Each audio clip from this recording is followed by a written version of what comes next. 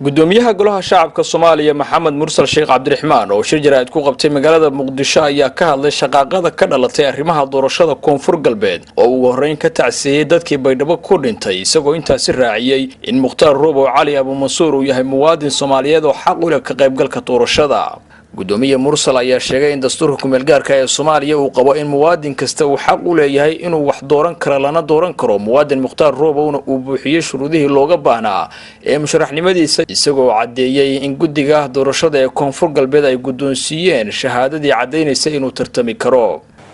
war-saxaafadeedkan wuxuu ku saabsan yahay shaqaaqada ka socota Koonfur Galbeed khaasatan magaalada Baydhabo ee la xiriirta doorashada. marka hore inna lillahi wa inna ilayhi raaji'uun waxaan u tacsiyeynaynaa dadkii ku dhintay shaqaaqooyinkii ka dhacay magaalada Baydhabo labadii maalmood ee la soo dhaafay oo ay ku nafwaayeen dad badan oo uu ka mid yahay xildhibaan Cabdishakuur Yacquub oo ahaa gudoomiyaha guddiga amniga ee golaha wakiilada Koonfur Galbeed waxaana sidoo kale alla uga baryaynaa inuu caafimaad degdeg ah siiyo intii ku dhaawacantay intii hantidooda ku weydayna bedel khayr qaba ayaan ilaaha uga rajaynaynaa. sida uu qabo dastuurka Jamhuuriyadda Federaalka Soomaaliya muwaadin kasta wuxuu xaq u leeyahay in la dooran karo waxna dooran karo. Mukhtaar Roobowna waa muwaadin Soomaaliyeed oo buuxiyay shuruudaha loogu baahan yahay musharaxnimadiisa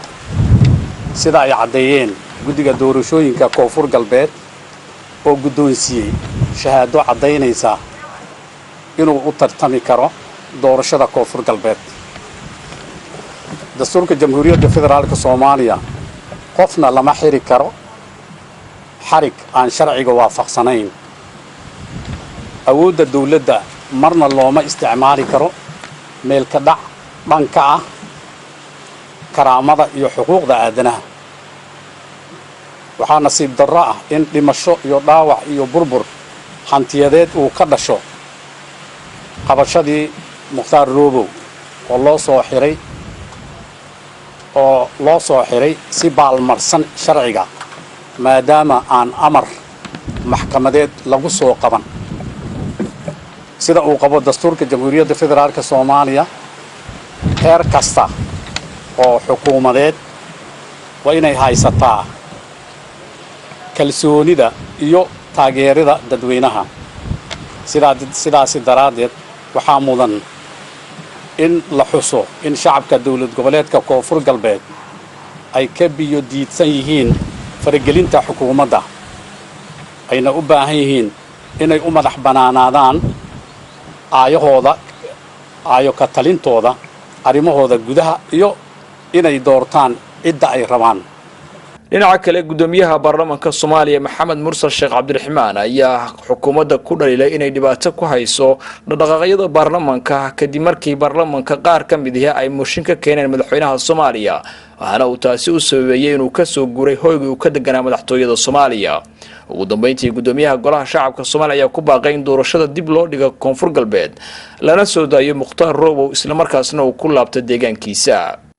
waxaa sidoo kale xusid mudan in aan ka dignay arrimaha maanta taagan oo aan sii saadalinay natiijada ka dhalan karta haddii rabitaanka shacabka Koonfur Galbeed la siin waayo tixgelinta ay mudan yihiin. sidaas daraadeed ugu dambeyntii waxaan ku baaqayaa in shacabka reer Koonfur Galbeed ay isdejiyaan nabadana adkeeyaan sharcigana dhowraan. in guddiga doorashada Koonfur Galbeed ay dib u dhigaan doorashada madaxweynaha Koonfur Galbeed inta laga helayo jawi xasiloon oo ku habboon qabashada doorasho xur iyo xalaal ah. in kusimaha madaxweynaha Koonfur Galbeed uu ka shaqeeyo dejinta iyo qancinta shacabka iyo dib u soo celinta kala dambeynta. in odayaasha dhaqanka ay muujiyaan kaalinta dhaqan ee ay ku leeyihiin nabadda iyo wadajirka guud ahaan ummadda Soomaaliyeed gaar ahaan shacabka Koonfur Galbeed in musharaxa xiran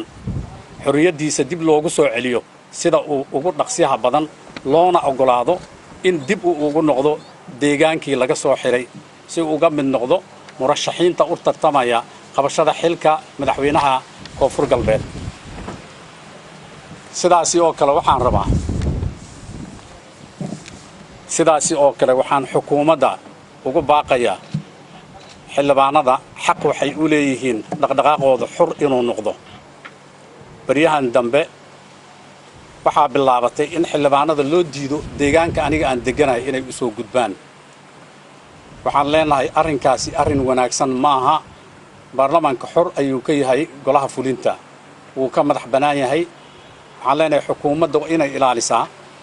sharciga waddanka u yaalla dastuurka waa inay ilaalisaa loo ogolaadaa xildhibaanada xor inay u noqdaan dhaqdhaqaaqooda